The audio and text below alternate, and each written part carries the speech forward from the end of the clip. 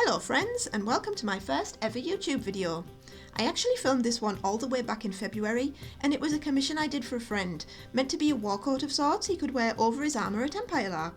It's actually based on similar ones worn by two other friends in the same group, and is even made from the same fabric, just a different colourway. Here, I'm going through the process of marking out and cutting the fabric. I'm not using a paper pattern because this coat is based, as the title says, on extant tunic patterns, which in this hobby are often called T-tunics, essentially because they're shaped like a capital letter T if you lay them out flat. They're really easy to draft without a paper pattern, as they're essentially just rectangles and triangles. Slightly off screen that you can see me referring to is my pattern, drawn out on grid paper with all the measurements written in. I'm essentially just copying that to my fabric, and I will do the same with my lining fabric in just a few moments. The main fabric is a beautiful curtain fabric with a diamond pattern that looks almost scale-like in a lovely duck egg blue and cream. The character this is for has a pastel blue and pink colour scheme, so this colourway was perfect for him. I'm also cutting on the cross grain rather than the true straight grain because I break rules, and also because I think the pattern of the brocade looks slightly better at this angle, showing off more of the shiny gold that is in the weave. Because the fabric's a brocade though, it has some looser threads that could easily catch on the wrong side, so I'm going to be lining it with a simple cotton sheeting. We did consider some other things, but ultimately I didn't want to use anything that would pucker or damage easily with friction, like satin or taffeta, especially as this will be going over chainmail and leather armour, so it would catch on the chain, on buckles, and so on. So while you watch me doing that, let me tell you about what I'm planning for this channel. I got into LARP, and that is, if you don't know, live action roleplay, in 2017. I've been sewing longer than that. I actually have a degree in costume design and construction, but I did actually like the idea of LARP for a long time. However, I was previously tied up in self-employment with very little spare cash to blow on an expensive hobby like this, and also I was still determined to stick with my vehement refusal to go camping. But eventually I relented, and I am glad I did, because LARP has become this big deal for me, not just because it's now the source of basically all of my commissions. But when I was just starting out, I noticed there were so few resources geared towards costuming for LARP online. So much of the costuming stuff on YouTube and the wider internet is about either historical reconstruction or cosplay. And while there are a few crossovers, and I for one love watching both of them, LARP costuming is a little bit different. It's heavily focused on following a brief and creating a character, rather than copying the existing costume of, say, a game character or a historical fashion plate, for example. There's also the fact that anything you wear to LARP in has to be up to the job of being worn potentially for 12, 13, 14 plus hours, outdoors, in a field, across multiple days, and sometimes even to fight in. So there's actually a few differences. So here I am, addressing the gap in the market, I guess. So now I'm cutting out the lining. It's exactly the same process for this particular garment, as there's no special alterations or anything like that needed, no facings, etc, etc. In some places you will see me use the main fabric to help me cut out the lining and ensure that they match up, and then hang everything over the clothes horse in the background there. I do this because I have relatively little space, and I don't want to lay it on a sofa where it might get sat on by a cat. Overall, these two sections are just shy of 6 minutes. In reality, this process took nearly an hour, as there's quite a lot of pieces.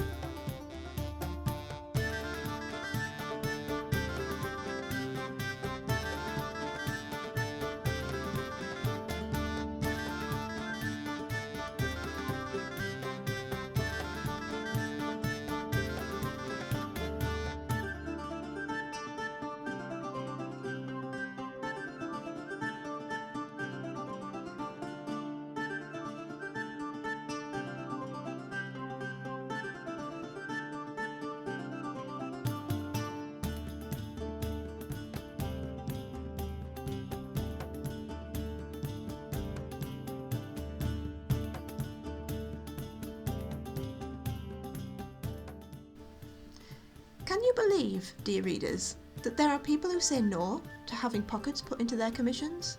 I know, unbelievable. A joke, of course. How you want your commission is absolutely your business, and my influence is here only to make it be the best that it can be. But I love to put pockets in absolutely everything, at least everything that I can feasibly fit a pocket into. I think it's because there's so few real clothes for ladies that actually have decent pockets. I think I'm rebelling. Anyway, here I am cutting out some fabric for a pocket. This particular friend wanted only a secret inside pocket, and of course I was happy to oblige. I decided on a welt pocket, as they're often used for interior pockets anyway, and they work nicely as they don't sag open or drag the lining like some pocket types would. I had to keep referring to this book here, which is the Reader's Digest Complete Guide to Sewing, because I don't do welt pockets very often, and sewing can be hard, guys. Now, this is for Empire LARP, as I mentioned, which is completely fantasy, but has a broadly medieval setting. This was still the era, in the real world, where people largely still had separate pockets, which were actually like little bags that tied around one's waist. Welt pockets didn't actually appear until much later in history, but as this is both fantasy and an interior pocket that'll only be seen by the wearer, needs must. This isn't meant to be historically accurate, and it worked better than a patch pocket, which would have added more bulk, or a bound pocket, which would have sagged open, or whatever. You can see me here sewing it into the lining panel, as it's vastly easier to do this now than when the lining's sewn together. However, I did end up having to recut this entire panel and redo the pocket because I had to do some alterations to make the shoulders narrower and cut the front into a V-neck, and as a result the pocket ended up too close to the edge. Oops.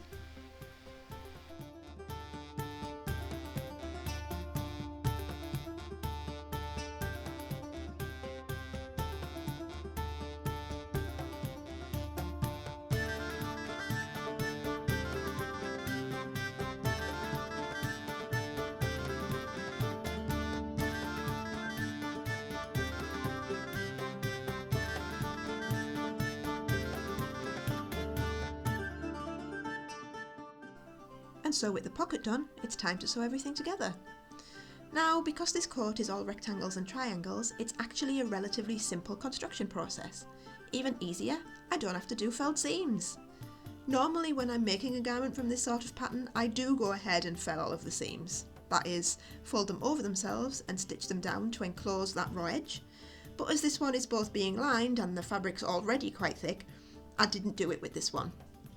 It would have added unnecessary bulk to the seams, and ultimately, since I machine stitch my felled seams, it wouldn't really have added anything to the aesthetics as it's already such a busy pattern.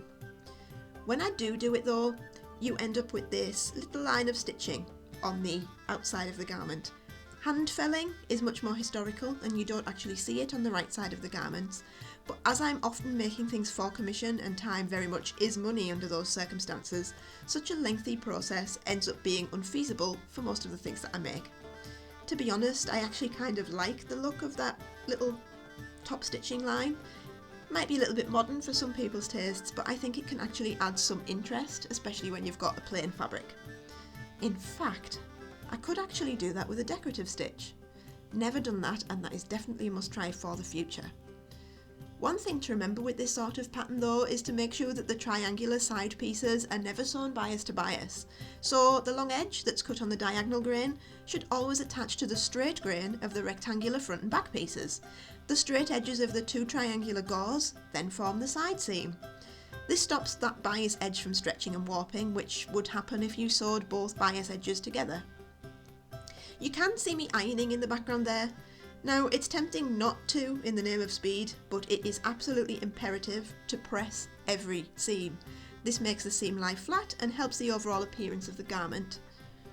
I did this entire process all over again with the lining, but this wasn't filmed, so obviously isn't included. Probably just as well, even sped up. This is the single longest section of the video, and that's just the outer fabric.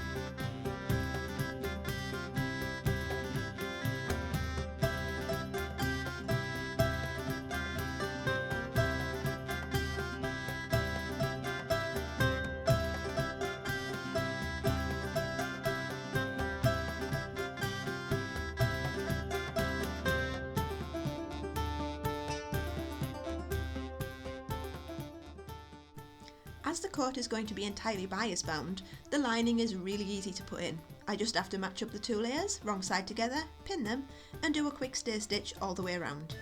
Technically speaking, the stitching isn't actually needed, but quite frankly I'd rather do that now than deal with 2 layers of loose fabric and a layer of bias binding all shifting around if I tried to do it all at once.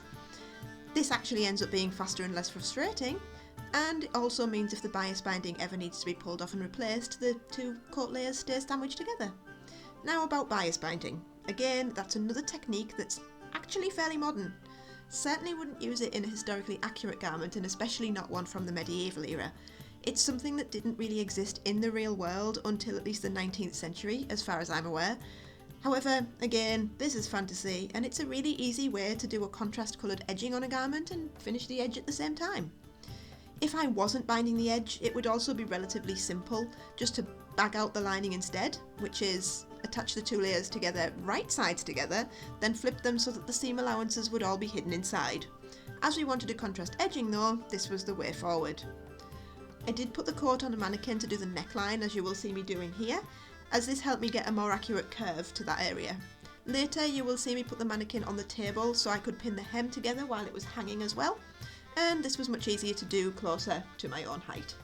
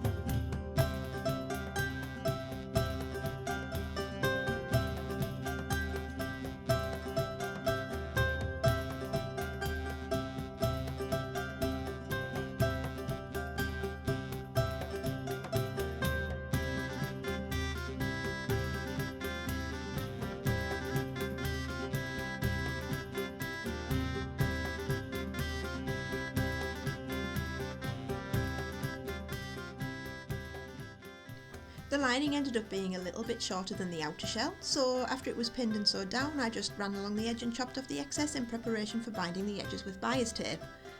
And then I had the doorbell and went running off to get my lovely gift to myself. It's actually the Game of Thrones costume book, and honestly, this book's an absolute treat if you're into costume design. Whatever else you can say about that show, the costuming's pretty great. Well, anyway, onwards! Now the lining's all attached, all that's left is to get those edges finished. I found this pre-made bias tape in the same sort of cream that's in the main fabric, which was actually pretty fortunate as it's sort of an antique toned cream and is kind of in the middle of the very light ivory creams and somewhat darker champagne colours that I was finding with lots of the trims. It's a double fold bias tape, which is my preference, which means that both of the raw edges are folded under. The first step is to sew one of those folds of the binding to the front of the coat, which you can see me doing here.